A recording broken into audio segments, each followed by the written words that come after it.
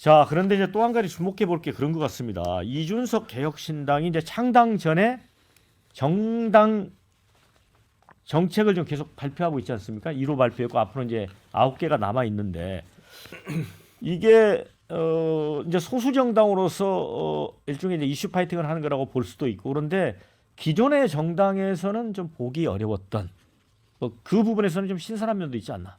어떻게 보세요? 근데 저는 좀 예. 기대하는 부분이 뭐냐면은 이준석 대표에 대한 국민적 기대가 굉장히 높거든요. 그럼 지금 국민들이 뭐가 제일 지금 마음에 걸리는가 이 부분을 좀 캐치해서 저는 밝혀줬으면 하는 바람이 있는데 지금 가장 필요한 건 저는 경제와 국가 소멸에 대한 위기감. 전 이 두 가지라고 보거든요. 물론 이 두 가지는 사회구조 대개혁과 경제 문제가 다 연동돼 있기 때문에 우리 모두가 손을 대고 싶지만 손을 대지 못하는 너무나도 큰 담론입니다. 전 이런 데에 대해서 이준석 대표가 초저출산과 초고령화에 대해서 좀 대한민국의 붕괴를 어떻게 저지하고 어떻게 막을 수 있는지에 대해서 전 좀 참신하고 거시적인 정책을 좀 기대하고 있거든요. 그러니까 이런 거에 대해서도 이준석 대표가 아마 의제화를 시키면 아마 많은 방송에서도 이 얘기를 하게 될 거예요. 저는 좀 그런 역할들을 좀 우선순위적으로 좀 해줬으면 좋겠다라는 좀 그런 부탁의 말씀입니다. 그러면 우리 순 창당준비위원장은 그렇게 보세요. 이준석 대표의 1호 정책이 나름대로 어떤 정략적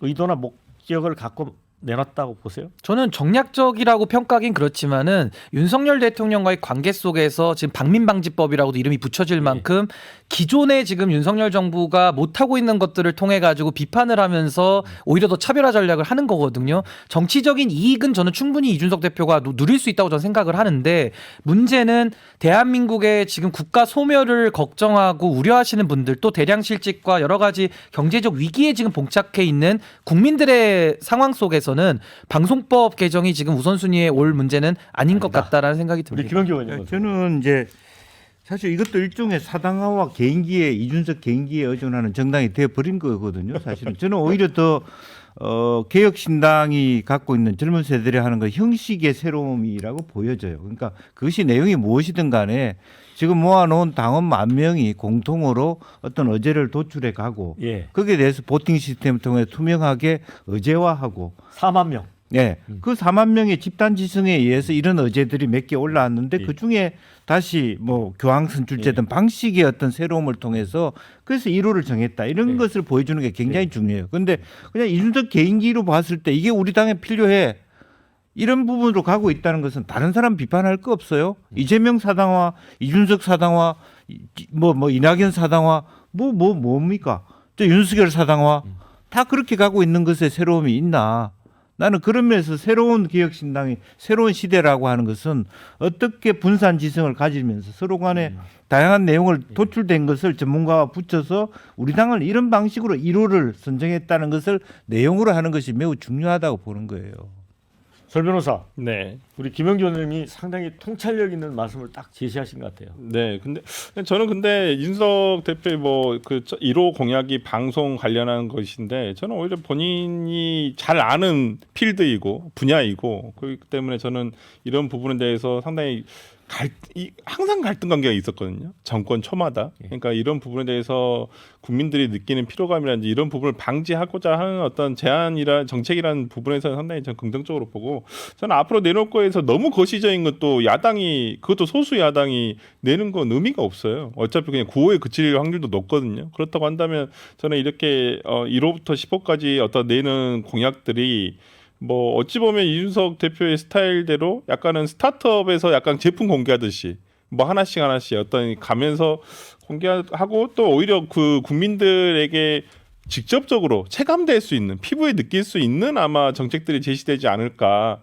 또 뭐 그다음에 본인이 지금 뭐 유튜브에서도 이렇게 하고 있던 정책 논의도 많이 하거든요. 그러니까 그게 기사화는 잘 안 되더라고요. 그러니까 정책 얘기가 재미는 없잖아요. 이 정치권에서. 그러니까 보면 그 본인이 하는 유튜브에서도 그 정책 제안이라든지 뭐 그리고 상당히 예민한 부분들이 많아요. 뭐 예를 들어서 제가 생각나는 것 중에 하나는 뭐 노동 관련한 내용들도 많고 그렇기 때문에 저는 그런 부분에 있어서는 지금껏 양당이 너무 예민해서 아니면 표 잃을까 봐 표 떨어질까봐 못했던 공약들을 저는 충분히 하지 않을까 싶습니다. 근데 제가 그 1호 공약에 관련해서 실망한 거는 이런 거예요. 1호 공약에 사람들이 제일 집중을 하거든요. 관심을 가져요. 2호, 3호, 4호 갈수록 사람들이 뭐 중요하게 생각을 하지 않습니다. 관심도가 급격히 떨어져요. 그런데 그래서 1호 공약이 어떠냐, 어느 정도 신선하고 어느 정도 파괴력이 있고 그 공약의 크기가 얼마나 크느냐에 따라서 2호, 3호, 4호의 크기가 또 가늠이 될 수 있는 거였는데 지금 뭐 굉장히 뭐 그 신 변호사님 말씀하셨지만 강론으로 너무 들어가 버렸고 근데 이 부분과 관련해서는 또 뭐가 있냐면 굉장히 상투적인 공약이에요. 상투적인 공약이 뭐냐면 지난 20년간 보수가 개혁이다 중도를 이야기할 때 정책을 내놓을 때 어떻게 했냐면 그냥 좌파 따라잡기를 해요. 그거를 마치 중도적인 정책, 중도적인 방향, 개혁적인 방향이라고 했던 그런 유형 중에 하나입니다. 이런 좌파 따라잡기가. 그런데 민주당의 정책을 그냥 거의 따라잡아가지고 그게 새로운 공약이라고 하면서 내놓은 거에 불과한 거죠. 그런데 대한민국이 과거에 뭐 어떻게 했습니까? 선진국 따라잡기로 했어요. 2등 전략, 항상 선진국에서 잘한 성공 케이스를 가져와가지고 대한민국에 이식을 하는 거예요. 그게 어느 정도 그 수명이 다 해버렸어요. 우리나라가 선진국이 되면서. 그리고 이 좌파 따라잡기도 한 뭐 옛날에 뭐 누구야 저기 남원정이니 뭐니 이런 분들 한참 할 때 그 좌파 따라잡기가 그게 개혁적이고 신선하고 중도적이라고 어필이 됐던 거지 그것도 이미 끝나버린 거예요. 지금 이제 제3의 어떤 장을 열어야 되는 그런 시점인데 결국 이준석 대표가 연다라고 하는 새로운 장이라는 게 그전에 20년간 중도니 개혁이니 하면 제일 먼저 나오는 그런 상투적인 클래스의 좌파 따라잡기 그 수준에 불과하고 그리고 앞으로 몇 호가 더 나오든 거기에 대한 기대치를 확 깎아먹었다 그렇게 봅니다. 근데 저는 뭐 설주환 변호사님 말씀대로 거시적인 얘기하면 9호로 비춰질 수 있다라고 하지만은 저는 그게 9호라고 하더라도 지금 초저출산과 인구 제한 문제는 나와줘야 될 너무나도 시급한 문제라고 저는 보고요.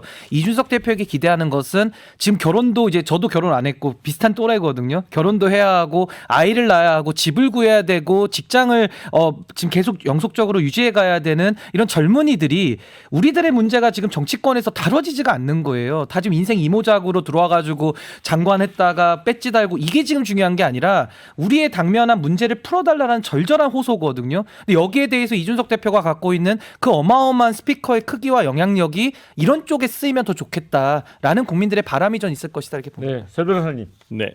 마무리 말씀. 그러니까 뭐 저는 앞으로 우리가 이제 개혁신당이라고 하는 정책 제안에 대해서 저도 뭐 개인적으로 양당 그러니까 이준석 대표가 분명히 얘기했어요. 표 떨어지는 것이라도 우리는 이걸 얘기 한번 해보겠다라는 부분에서는 양당이 어찌 보면 기존에 하지 못한 얘기를 충분히 할 것이다. 제3지대에서 저는 그렇게 기대하고 있습니다. 네, 그 뭐 이준석 전 대표가 1호로 발표한 공약을 우리가 이렇게 토론 주제로 삼는다는 것 자체가 이미 존재감을 드러내는 과정이라고 이해를 해야 될 것 같습니다. 그리고 이제 오늘 양양자 의원 출판 기념회 이낙연, 이준석, 금태섭 세 사람이 다 나타났습니다. 그래서 앞으로 이게 3지대 빅텐트가 어떻게 갈지 이것도 이제 좀 지켜봐야 될 것 같습니다.